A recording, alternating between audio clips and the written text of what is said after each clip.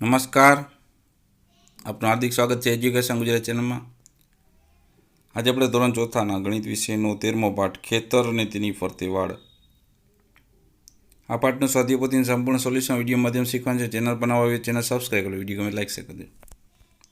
પહેલો પ્રશ્ન, નીચે કેટલાક ખેતરોના ચિત્ર આપ્યા છે. ચિત્રોના માપ પરથી ખેતરની હદની સીમાનું માપ લખવાનું છે.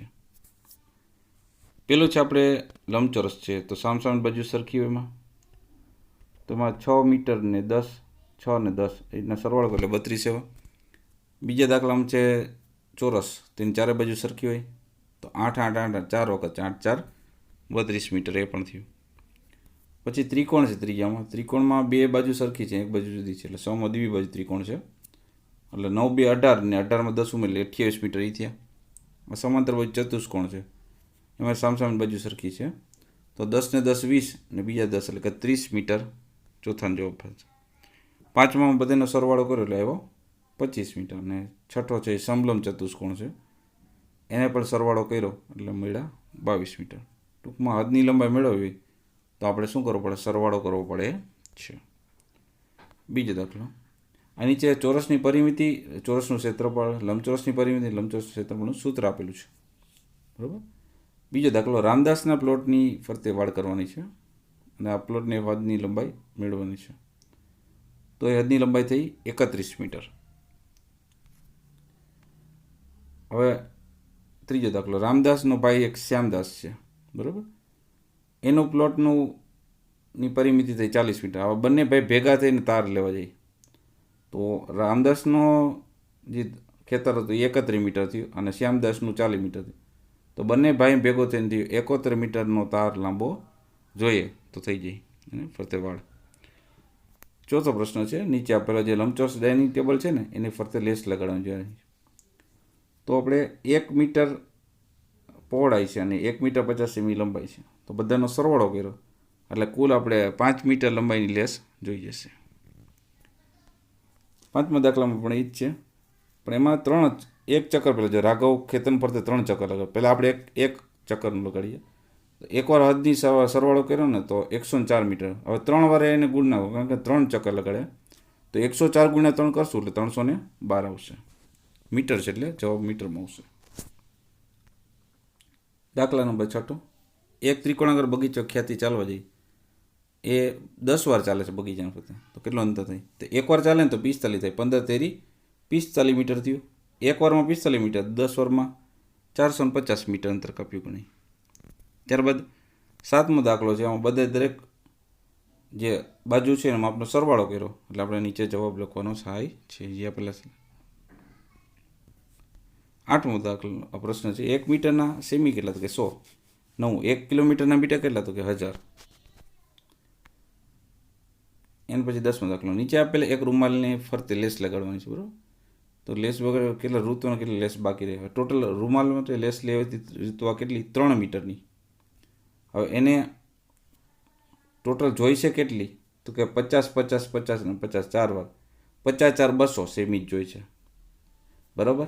એટલે એવીથી 3 મીટર, 3 મીટરના 300 સેમી થઈ, 300 સેમીમાંથી 200 સેમી બાદ કરી એટલે હજી 100 સેમી જેટલી લેસ વધશે. 11મો દાખલો છે, નીચે આપેલ પ્લોટ છે ફરતે વાડ કરવાનો છે. રોશન 3 વખત તાર વીંટાળવા માંગે છે થાંભલી, બરાબર. રોશન 400 મીટર તાર લાવે છે તો વાડ માટે તાર ઘટશે કે વધશે અને કેટલા મીટર ગયું? તો લંબચોરસ છે પ્લોટ, બરાબર. તો 30 ને 30 60, 60 ને 40 7 થયા એટલે 100 મીટર થયા, એટલે 3 વાર વીંટાળો 300 મીટર જોઈએ. લઈ આવ્યો કેટલો? 400 મીટર, 400માંથી 300 મીટર બાદ કરીને એટલે 100 મીટર તાર તોય વધશે. 12મો દાખલો, એક નગરપાલિકા છે એક બગીચાની ફરતે નાયલોન મજબૂત દોરડાથી 5 વખત બાંધવા માંગે છે. તો 1500 મીટર દોરડાનો ઓર્ડર આપ્યો તો દોરડું વધશે ઘટશે કે ઓર્ડર આપવું પડશે, બરાબર. અને કેટલા મીટર એ પણ કહેવાનું છે.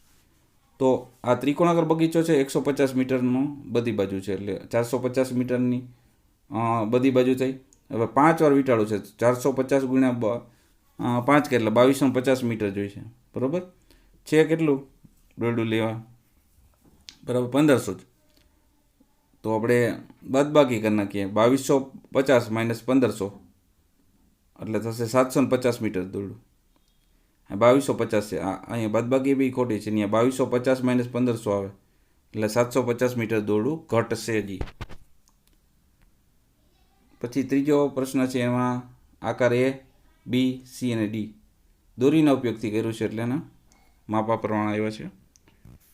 એ જ રીતના 14મો પ્રશ્નમાં પણ આપ્યું છે, બરાબર. એ તમે નોટ ડાઉન કરી લેજો સ્વતિપોથીમાં.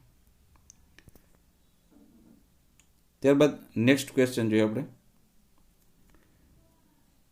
15મો પ્રશ્ન,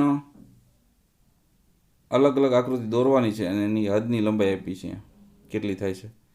તો 15, 16, 17 આ 3 પ્રશ્ન એ રીતના છે. 18 પ્રશ્ન તમે જુઓ, આકૃતિ A અને આકૃતિ B એની હદની લંબાઈ કીધી તો પણ સમાન જ થશે. એક કટકો ભલે અહીંયા અલગ કરીને 1 સેમીનો થાય છે, હદની લંબાઈ સમાન.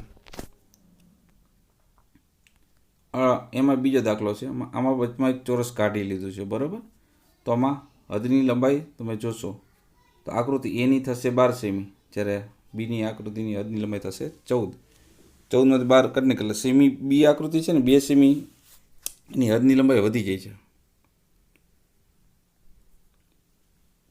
જ્યારે 19મું છે એમાં તમે આકૃતિ એમાં 5x3નો લંબચોરસ છે અને આમાં 1 સેમી અલગ કાઢી નીકળે તો પણ આકૃતિ A અને આકૃતિ Bની હદની લંબાઈ જે છે સમાન આવી છે, બરાબર.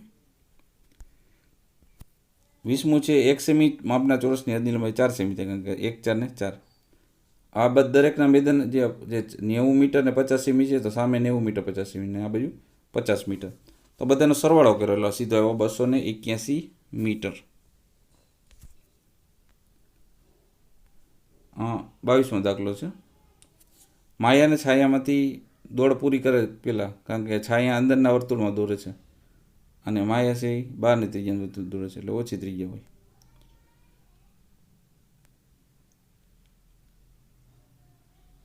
પછી બેની આમાં સમાન જ થશે. એક લંબચોરસ આડો છે, એક ઊભો છે, બીજું કંઈ ફેર નથી. કેટલી જગ્યા રોકે? તો આ ટોટલ જગ્યા રોકે છે 25. એક ચોરસ છે 1 સેમીની જગ્યા રોકે છે, બરાબર, એક બાજુનું. તો આ 1x1નું ચોરસ છે તો કેટલા થઈ જશે? 25 ચોરસ થાય છે. એ જ રીતના 26માં થશે. અહીંયા 8 દોરવાના હતા, બાકી કટકા કરીને, બરાબર. અહીંયા 9 દોરવાના છે. આમાં અલગ તારવાના છે આપણે ભાગ કરીને. 28માં બી ઓપ્શન આવશે, 29માં બી ઓપ્શન. 30મો દાખલો છે, એક લંબચોરસ બગીચો જેના લંબાઈ 110 ને પહોળાઈ 60 છે, તેને તાર બાંધવાનો છે ફરતે. તો 110 2 વખત ને 60 2 વખત આવશે. 170 ને 170 340 મીટર તાર જોઈશે. 31મો દાખલો છે, એક ટેબલ ક્લોથ છે, 1.5 મીટર લંબાઈનો એક ચોરસ છે, પાછો એટલે ચારે બાજુ સમાન હોય. 1.5 ને 1.5 3, 3 ને 3 6. 6 મીટરનું ટેબલ ક્લોથ થયો. હવે એને ક્લોથની ફરતે 3 હરોળમાં લેસ લગાડવાની છે, તો 3 સ્ટેપમાં, તો 6 તેરીને 18 જોશે, બરાબર. 32મો દાખલો છે, અહીંયા અને બધાનો સરવાળો કરે 12 મીટર આવ્યો.